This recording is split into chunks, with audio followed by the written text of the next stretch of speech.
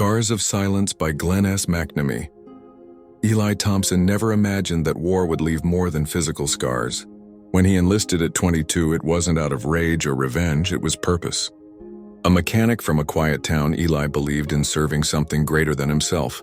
The Army gave him a new kind of uniform, one stitched with duty, brotherhood, and danger. Afghanistan was brutal. The sun scorched everything. Dust clung to every inch of his gear. Days blurred into nights under the constant threat of IEDs and sniper fire. But Eli kept going until one mission changed everything. He was on patrol when the explosion hit. 1 second, Dante Ruiz, his closest friend, the one who cracked jokes under fire, was alive in the lead vehicle. The next, he was gone. Eli ran toward the burning wreck, tried pulling his friend out, screamed through the chaos, but there was nothing left to save. He came back home a hero in other people's eyes, but he didn't feel like one. His hometown was the same. Quiet streets, polite smiles, warm casseroles from neighbors. But Eli wasn't. Inside, he carried war with him like a shadow. He couldn't sleep. Nightmares turned his bed into a battlefield. Fireworks on the 4th of July sent him diving behind furniture. Crowds made him sweat. Silence felt like suffocation. He avoided everyone, including his family. His father noticed how Eli flinched when tools clanged in the garage. His mother once found him sitting in the basement in the dark, whispering Dante's name. He told himself he was fine, that he could fix it alone. Real soldiers don't cry, real men don't talk. But those lies cracked when Maggie entered his life. She was a volunteer counselor at the VA, a soft-spoken woman with a quiet strength that didn't demand anything from him. She just listened. And one day, when the weight of silence became unbearable, Eli talked.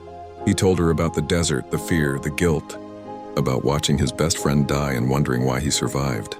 Maggie didn't judge. She introduced him to a support group. At first, Eli only listened. Other veterans talked about the same nightmares, the same guilt. And slowly he opened up. His voice shook, but it came out. And with each word, he began to feel less alone. The healing was far from instant. There were still nights soaked in sweat and days lost to anger. But Eli started to rebuild. He worked with therapy dogs. Their loyalty and calm gave him something stable. He ran in the mornings, letting the wind pull the weight off his shoulders. He started fixing cars again, opened a garage and hired fellow vets. The place was loud, filled with the clang of metal and the quiet bond of men who didn't need to explain their scars. Eventually, Eli spoke at local schools. He didn't glamorize war.